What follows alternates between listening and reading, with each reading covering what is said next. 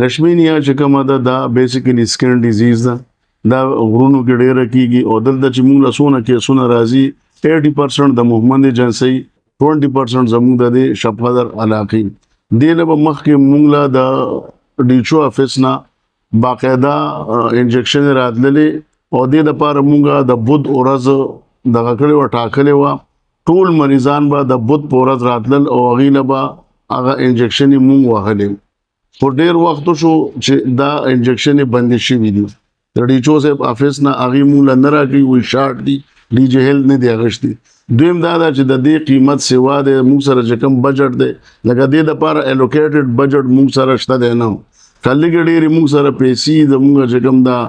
دغه نو هغه موږ کیژوالټۍ لپاره دغه کړي دي. دویم دا ده چې خدای فضل دی موږ د دې درېیمه میاشتې نه اے آر وي اینټي ریبیز ویکسین هم سټارټ کړي دي که نه نو هغې کې زموږ تقریبا اوس هم یو 4 ورځې وشولې چې موږ 70 ویکسین راوغوښتله نو دغه سیز دغه وجه ده چې یا حکومت سره بجټ کمې دی یا سپلای کمه ده. دویم دا ده چې دا امپورټ کېږي دا دلته نه جوړېږي دا بار ملک نه راځي نو بار ملک باندې پر امپورټ باندې لږ ریسټرکشنز دي که نه نو ډېر څیزونه دا دي چې هغه په کراچۍ بندرګاه باندې پراته دي خو د هغې ایل سی چې کوم د هغې دغه دی نو هغه نه دی کلیر شوی که انکیس هغه کلیر شي نو دا بیا دلته راتلی شي هغه بالکل اویلیبل دی فری آف کاسټ فری آف کاسټ. دویمه دا به چې د دې لیبارټري باندې به کوم دغه کېدل دا ټیسټونه که نه نو د هغې لپاره 2 هلکان موږ له حکومت راکړي وو پبلک هیلث والا یو ریټایر شو او بل 2-3 کاله چوټي واغېښتله موږ 3-4 اپلیکیشن حکومت ته لیکلي چې موږ له د دې ریپلیسمنټ راکړه هغې وایي چې انشاءالله موږ به دغه ریپلیسمنټ درکړو. پرون نه بل پرونه موږ د میډیسن روډ زر ته د دې لږ ډیټیل ویم لیسکس هم 300 وروړي دي نو سپام 300 وروړي دي ډیکسا انجکشن 2000 وروړي دي او ډیکلو انجکشن 200 وروړي دي بیا پلیډکس هم وروړي دي آی وی سیټ هم وروړي دي ایگزامینیشن گلوز جپسونا کرپ بینډیج کارټن هم وروړي دي سرنجونه هم وروړي 10 سی سی بیا زایلوکین دي بیا گازرول دی آی وی لاین یعنی دا کینولیم وروړي دي 22 گیج او 24 گیج سټیکنګ ټیپ هم وروړي دي وایوډین دی سلک دی پرولین دی هایپرټانک دی انجیسیډ دی کیپوټین ډسپرین لو پلیټ او ویلیم دا 4 آیټم چې کوم دي که نه دا چې کله کارډیک پیشنټ موږ له راشي نو هغې لپاره موږ هر څه خدای فضل دی کړی دی ویلیم دی ډارمیکم دی ایول دی ډوپامین پلاسټک گلوز دی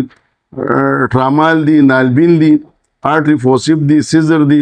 پلین فورسپ دی او سرنج دی دا تقریبا 5 سی سی دی سرنج هم 2400 وروړي دي نو دا موږ د 1,27,170 روپو سامان موږ پرون نه بل پرون وروړی دی هغه هم هینډ اوور کړی دی خو وروړی دلته ډېر زیات هیوي فلو وي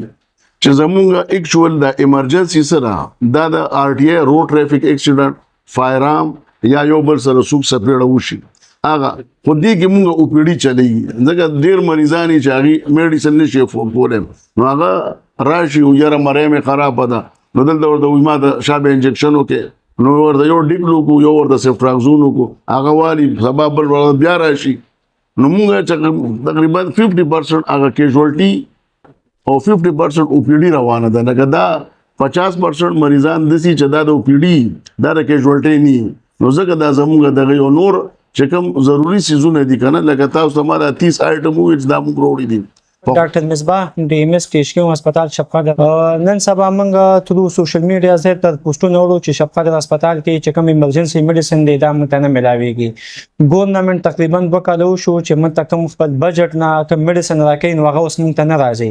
موږ چې هسپتال کې زیاتره کوم میډیسن اخلو نو هغه موږ زیاتره لوکل پرچیز باندې اخلو نو هغه چې زموږ د هسپتال کوم منتلی ریوینیو ده که نه نو هغه موږ د هغې نه اخلو زیاتره نن سبا موږ سره د اے آر وي خبره ډېره زیاته روانه ده شفقت کې نن سبا ډاک بایټ کیسونه ډېر زیات دي نو د نورو هسپتالو پروټوکول خو دا دی چې هغوی یو ډوز لګوي زموږ د هسپتال چې کوم دی موږ که مریض راشي نو موږ ورته 15 په 15 وانه لګوو رفلی په دې منت کې چې کوم دی موږ اباوټ 3 lakhs اے آر وي انجکشن یې موږ راوړي دي د دې نه علاوه د ایمرجنسي میډیسن حواله سره چې خلکو یې میډیسن نشته دی نو ایمرجنسي د فارم تقریبا موږ هر منث 3 to 4 لیک موږ میډیسن وروړو خو زیاتره مسله په دې باندې روانه ده چې اکثر ایمرجنسي د عام پیشنټ راشي نو اوس فار ایگزامپل یو مریض راغلی دی هغه خېټه خرابه ده نو هغه خو د کمې وي موږ ایمرجنسي کې نه حسابو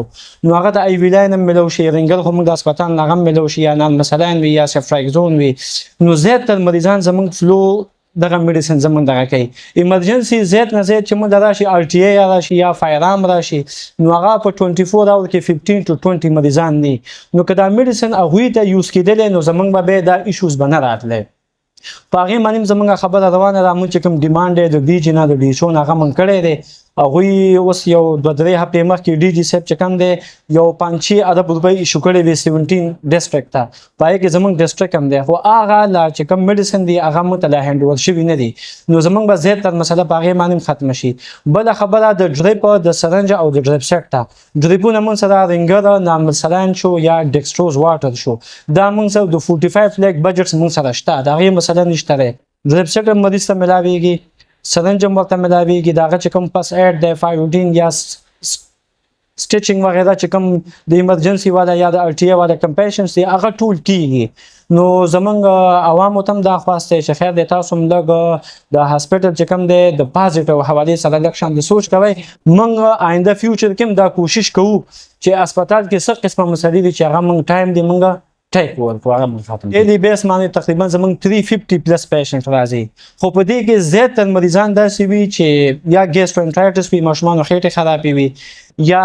داسې وي چې ای آر آی وي چیسټ انفیکشن وي هغوی ته سینې د ماشومانو خرابې وي نو دوی دا پیشنټ هم بیا زموږ نه لکه هر څه غواړي هغوی ته موږ ای وی لاین شو سفراکزون شو یا سولوکارټیف یا ډیکسا دا شینه ورته لګي نو زیاتره لکه زمونږ د میډیسن چې کوم ایمرجنسي دی هغه عام او پی ډي پیشنټ چې کوم دی هغوی زمونږ صرف کوي دا مسله به ان شاء الله ختم شي چې کله زمونږ د ډي جي یا د ګورنمنټ چې کوم بجټ دی هغه مته الوکیټډ شي نو دا مسله به ان شاء الله چې ताज़ा तरीन वीडियोस के लिए चैनल को सब्सक्राइब करके बेल आइकन और ऑल नोटिफिकेशन पर क्लिक करें